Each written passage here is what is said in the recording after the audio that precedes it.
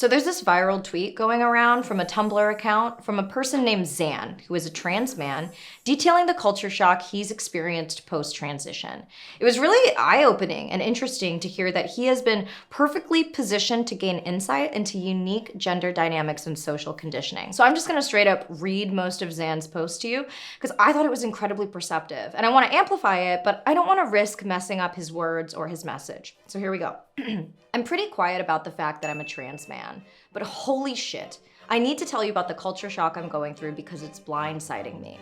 There is this huge sense of social isolation that comes with being perceived as male, because now people are subconsciously treating me as a potential predator. All strangers, no matter their gender, keep their guard up around me. It made me realize that there is no inherent camaraderie in male socialization, like there is in female socialization, unless, of course, it's in very specific environments. And the fact that I don't ambiently experience this mutual kinship in basic exchanges anymore is an insanely lonely feeling. You know how bad this would have fucked up my mind if I had grown up like this? It is 4:30 a.m. and I'm mourning the loss of a privilege I didn't know I had. Frankly, this is something I would have never understood without living the experience. It is now blatantly clear to me that most cis men probably experience chronic emotional malnutrition. They're deprived of social connection just enough for it to seriously fuck with their psyches, but not enough for them to realize that it's happening and what's causing it. It's like they're starving, but they don't know this because they've always been served 3 meals, except those meals have never been big enough. This deprivation comes from all sides of the aisle, by the way. In the case of women, when I'm out in public and interact with them, all of them come off as incredibly aloof, cold, and mirthless. I have never experienced this before, even though I know exactly what this composure is, the armor that keeps away creepy-ass men. As someone who used to wear this myself, I know that this armor is 100% impersonal. Nobody likes wearing it. And I can say with absolute certainty that women would dump the armor in favor of unconditional companionship with men if doing this didn't run the risk of actual assault. Trust me when I say that women aren't just being needlessly guarded. But I only have complete understanding of this context because I've experienced female socialization. If I hadn't, I would have thought this coldness was a conspiracy against me devised by roughly half the human population.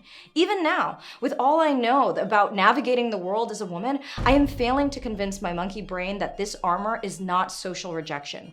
And as for male socialization, again, it seems taboo for a man to be platonically intimate with men for reasons I have yet to fully understand, but I think it boils down to A, the fact that society teaches boys that it's not okay to be soft with each other, and B, garden variety homophobia. Our media only shows men being intimate with one another when they're teamed up against a dire situation. And I'd bet real money it's a huge-ass reason why men gravitate towards activities that simulate being teamed up against an opposing force. But men are not machines of war. Yeah, testosterone absolutely gives you dumb bastard brain, but that just makes you want to skateboard a wagon down a hill or duct tape your friend to the wall, not kill someone. The human species looks so much colder standing from this side. I can see how men might convince themselves that their feelings of emotional desperation is personal weakness, as opposed to a symptom they're experiencing from white imperialism, because the human condition is as essential for our well-being as water is. So sick, how sick. I want to destroy this garbage. End quote. And wow, right? Just wow. You know, I have been in a place where I'm really trying to unpack a lot of things that have been taught to me that don't serve me, and that may be pretty outdated. Like, Pluto isn't a planet anymore, Neanderthal is pronounced Neanderthal, so maybe the foundational knowledge I have about more important things like gender dynamics, maybe the things that were taught to me when I was tiny, impressionable clay just aren't valid anymore. And look, even saying female privilege makes me want to recoil, but I like that I'm really aware of how much I am rejecting that phrase and idea. Because when I listen to the words of Zan, who has crossed the gender divide, I agree, having close, intimate, high quality friendships is an absolute privilege. And I can see now how my gender sets me up in Western society to have that. I'm a baby queer, and I think we're learning all the time, hopefully we're learning all the time, how to unpack the biases and falsehoods that we've been given by a generation that was even more susceptible to social messaging than we are because we have the internet. It takes work for us to look at why we think what we think, and more importantly, how do we dismantle it? And I can't count the amount of times I've made like stupid jokes about how men are trash.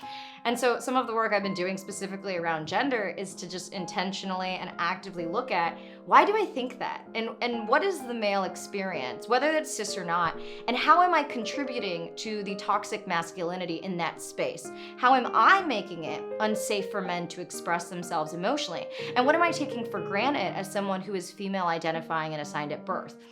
And all of this means like really taking accountability for the ways in which we move through the world consciously and unconsciously. And that is exactly what I loved about Zan's post. Like, yes, okay, women are overwhelmingly the majority of victims when it comes to sexual assault and murder. I'm not gonna pretend otherwise. But outside of that really extreme violence, in what ways can I as an individual take care of other human beings regardless of how they identify? And in what ways can we work together to dismantle old systems that are leaving half of the population incredibly lonely, emotionally starving, and malnutritioned socially? Because I can't imagine a life without my friends and without a support system. The idea that 50% of the people I know have to have that life, that is incredibly sad. So I hope Zan's words and unique perspective also reach you and help you look at the ways in which we can operate in a more conscious, compassionate place to create a better world for everyone. I'm Akana. Thank you to the patrons who supported today's video, and thank you as always to my daddy Squarespace for sponsoring today's episode. Don't leave, because Daddy Squarespace makes it easy for creators to monetize their content and expertise in a way that fits their brand. So with member areas, you can unlock a new revenue stream for your business and free up time in your schedule so you can sell access to gated content like videos, online courses, or newsletters. They have online booking and scheduling, making it easier for your clients to schedule classes or sessions. And they have easy access to your availability and can reschedule online, taking all of the hassle out of coordinating your calendars. If you're a content creator like myself using video, well, they have Video Studio, and you can create pro-level videos effortlessly. Their Video Studio app helps you make and share engaging videos so that you can tell your story, grow your audience, drive sales. You can go to squarespace.com for a free trial, and whenever you're ready to launch, go to squarespace.com/Anna and use code Anna for 10% off your first purchase of a website or domain.